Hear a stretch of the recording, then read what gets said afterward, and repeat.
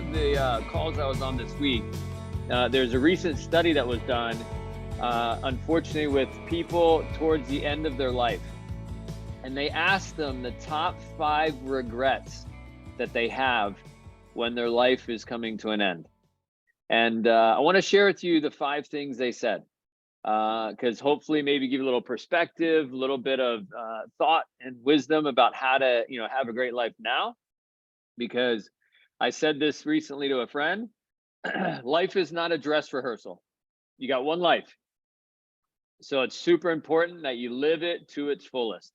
All right, so the top 5 regrets. Number 1, people wish they had the courage to live life true to themselves. People wish they had the courage to live life more true to themselves. And not true to others. All right? So they wish they had the courage to live their life true to themselves and not true to others. Number 2, they wish they worked harder in their youth so they could create more freedom as they got older. They wish they worked harder in their youth to create more freedoms as they got older.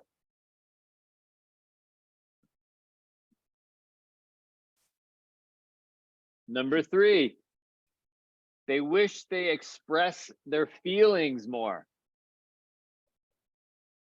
They wish they expressed their feelings more.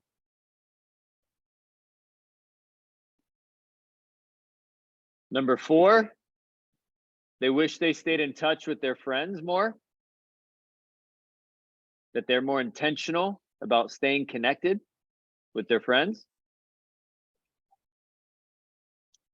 And number 5, they wish they let themselves be happier along the way, because they knew at that point that happiness was a choice. They wish they let themselves be happier along the way, and they realized that happiness is a choice. So again, interesting information. I can definitely think about things that I need to change in my life and things that I can think about to improve in my life. And I hopefully that was some wisdom for you guys as well. All right, so the second thing I want to talk about is what opportunity looks like. What opportunity looks like. So a couple quotes that I live by and that I really believe in. Number 1 is opportunity is usually dressed up in a workman's clothes. Opportunity is usually dressed up in a workman's clothes. Number 2, if it was easy to be successful, then everyone would do it. If it was easy to be successful, then everyone would do it. Number 3, you can either play now and pay later, or you can pay now and play later. Either way, you're going to pay. Either way, you're going to pay. And then lastly, there's a lot of value in doing things that people can't do or they're not willing to do. There's a lot of value in things that people can't do or aren't willing to do. So I want to go through each of these. So the first one I said was opportunity is dressed up in workman's clothes. I remember getting started in the industry that I'm in, right? The industry that a lot of people in the call are in. And I remember looking at, back in 20 years ago, I was doing business to business sales. I was a Penn State graduate, double major, double minor, Division I athlete. And I remember my college roommates saying how they didn't understand what I was doing. I remember going back to Penn State one time. They have something called Dance Marathon at Penn State where they raise a bunch of money for cancer patients and cancer kids. So all the sports teams and fraternities, sororities come together to raise money. And I remember running into a teammate, and I remember him saying to me, he said, "So I hear you're selling gas door to door." Because back then we worked with an energy company. We were doing business to business sales. And I said, yeah, that's what we're doing. And he goes, yeah, I heard it's on commission. And I remember him saying, God, you couldn't get a better job than that coming out of Penn State. And I remember looking at him and I wanted to punch him, like punch him in the nose. And I'm not, if anyone's seen me play soccer, I'm not the one that fights. I normally kick him in the shins and run. But I remember looking at him and saying to him, because he's a teammate, I said, did you play last year? Did you ever get off the bench? I don't think so. And I walked away because I didn't want to punch him. But I remember thinking about that, and thinking about, was I in the right opportunity? Was I in the right spot? Was I, making the right decisions? And, the interesting thing now, 20 years later, I have perspective. Right. And I have, I've seen through, our social media, the worlds that people have created, kind of where they've gone, and kind of random for you guys that know soccer. Last night, the Cincinnati played Philadelphia for the semifinal. The head coach of Cincinnati, his name's Pat Noonan. I played against Pat. He was at IU the 4 years I played for Penn State. And I didn't realize, because you were doing the starting lineups, whatever, and happened to have it on. And it's like, Pat Noonan. I'm like, no way. I didn't realize he was coaching now, which is kind of interesting. Right. But I have perspective. And looking back on the 20 years that I've been in business now, the year or so I learned the business that I'm in, and then the 19 years of entrepreneurship I've gotten because I did the year of learning, that little piece of my life was 4% or less of my career. Right, 90+% of my life has been entrepreneurship and helping my teams. And so I guess I would just say this: it's a good thing I didn't listen to my fucking college roommates that were broke. Right?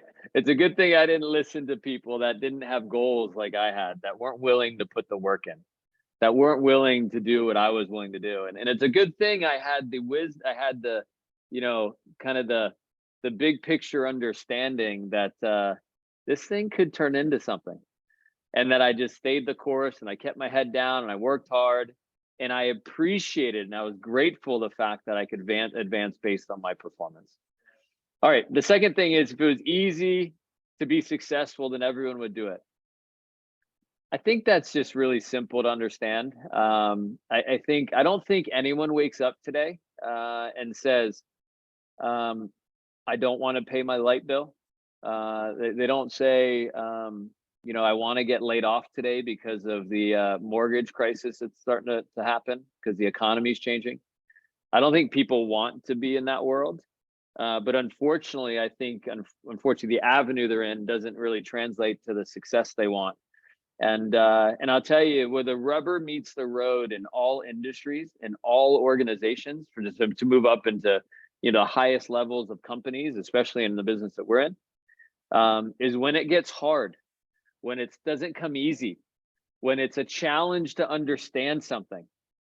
That's the important time to have a positive attitude, to have positive perspective, and to appreciate the challenge and think about, hey, what is this challenge trying to teach me?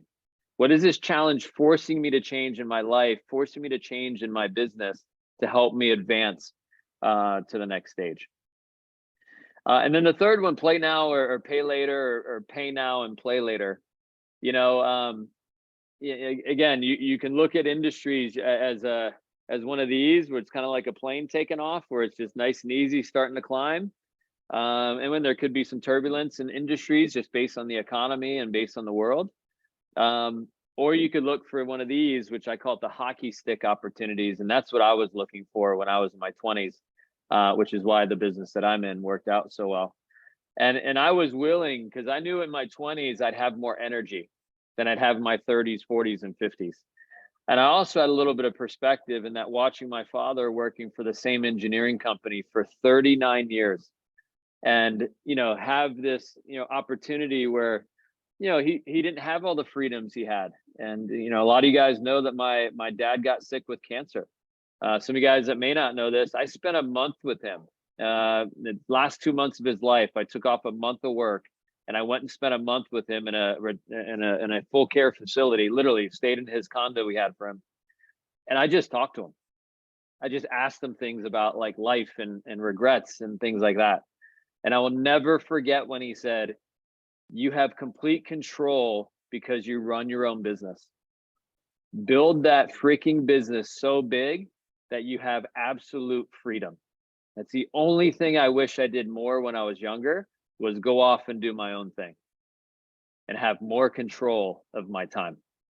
And so, interesting, again, perspective. And then last but not least, there's a ton of value in doing things people can't do and aren't willing to do.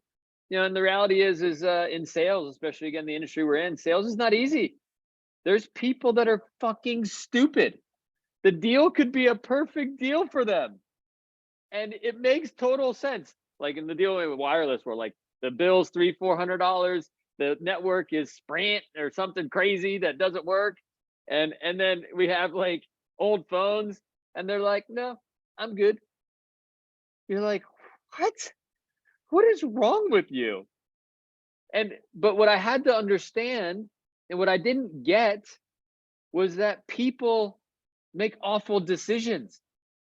The reason why people aren't more successful, the reason why they don't have more savings, the reason why people aren't better at life, is because they make choices. And unfortunately, they make bad choices sometimes. And so do we. We're not perfect either, right? So why would I get upset and have my emotions change compared to someone else I first met like 5 minutes ago? And second of all, I don't know how good of a decision maker they are, right? So I just started to realize you can't get emotionally attached to other people's decisions.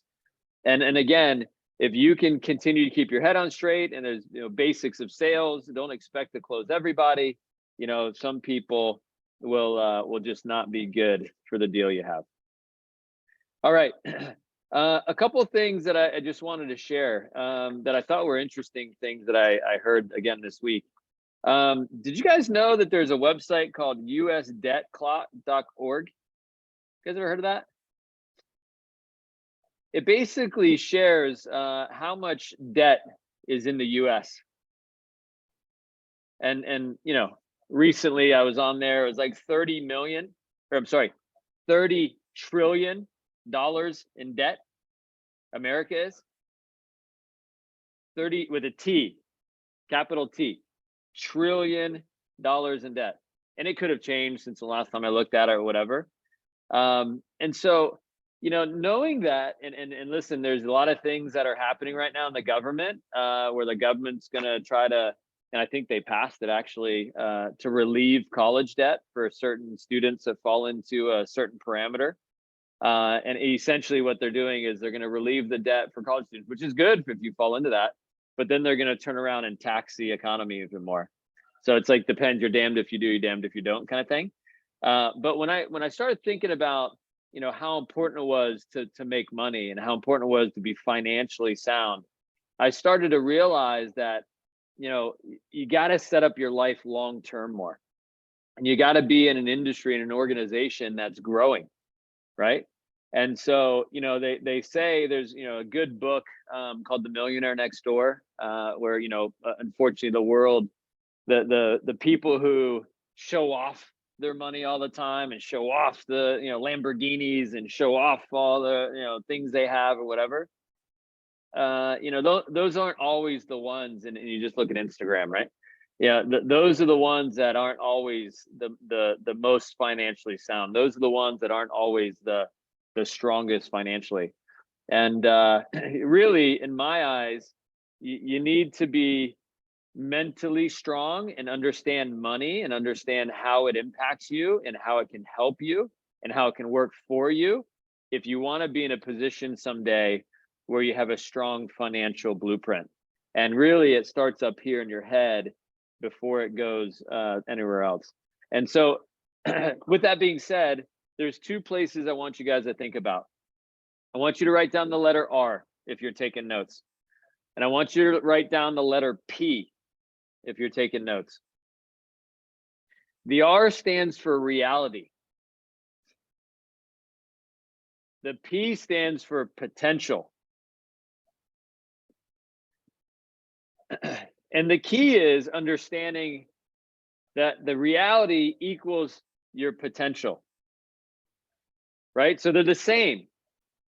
The tricky part is with social media and with all the different things that we have access to, the good and bad about the phone we have, is you hop on some of these, social media sites like Instagram or Facebook or whatever, and what you're looking at isn't the reality.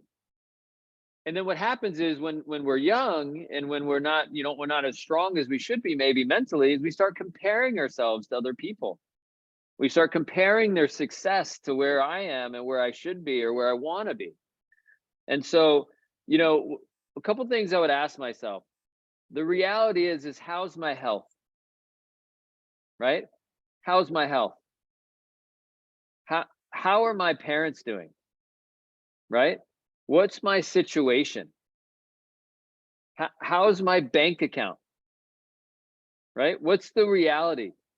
And the crazy thing is, be careful, because what you may do is, if you look at social media a lot, you may get frustrated because you're not at your potential yet. And it is all good. It is all good. I knew at 25, my reality wasn't my potential.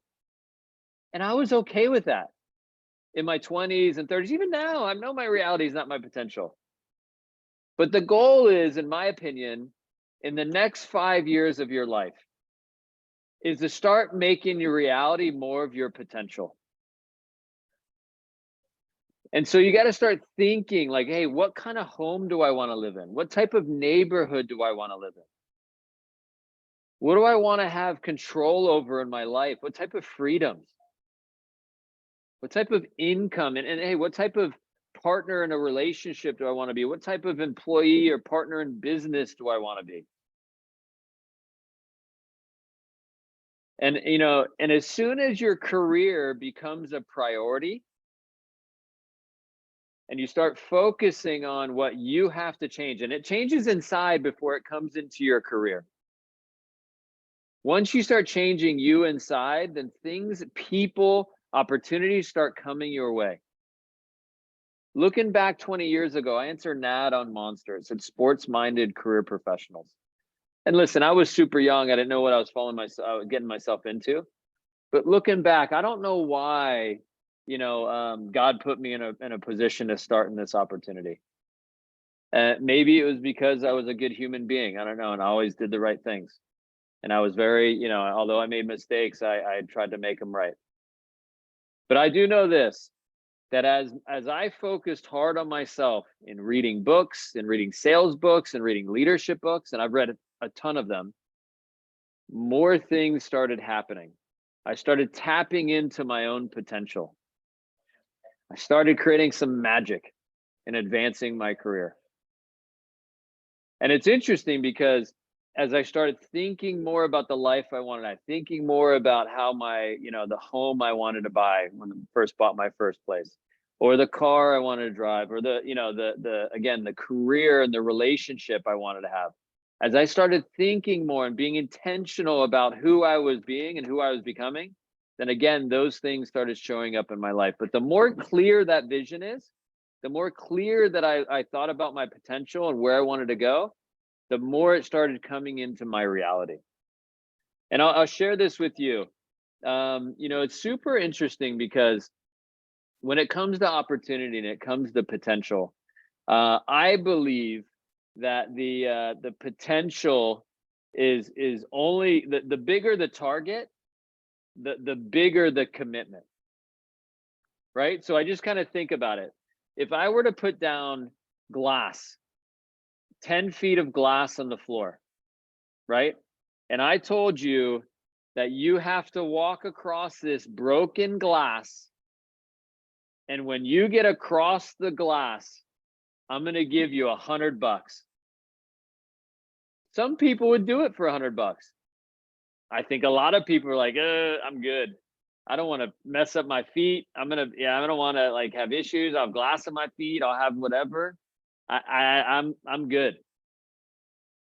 But if I told you that the target, again, the $100 was the goal, then you're only going to be so committed. But if I told you the target is, I'm going to give you 25 million,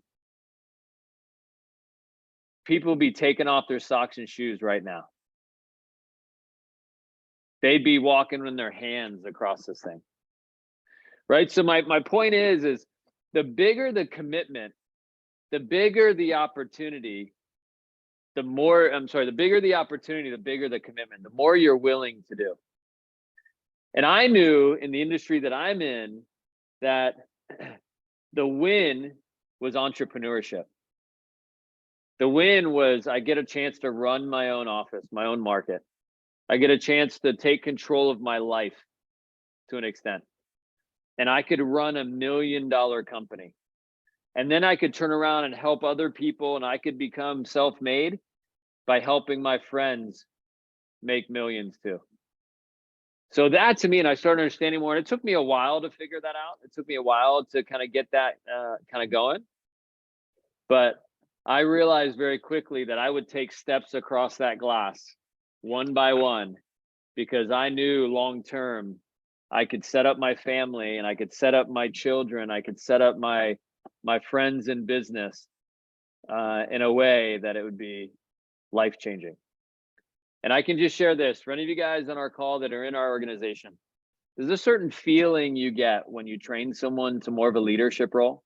You know, you spend time with them, you answer their calls at the end of the night, you kind of bug them a little bit, they bug you a little bit. And to see them go from maybe limited to no sales experience or not having experience in especially what we do, and to actually then close their first deal, and they get so excited about it, and because they know they put in effort, and it's kind of like scoring your first goal in a big game or something.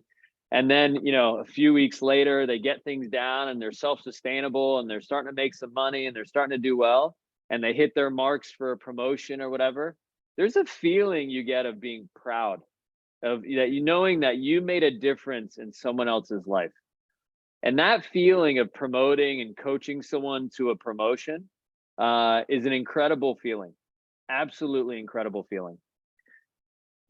When you build that up and on the bigger scale, I've had numerous times in my life, some of my most proud moments is when I've had someone's mom or dad that I meet at a conference, or that I meet in a meeting, or they come by the office when their son or daughter is getting promoted to run a location or run a market.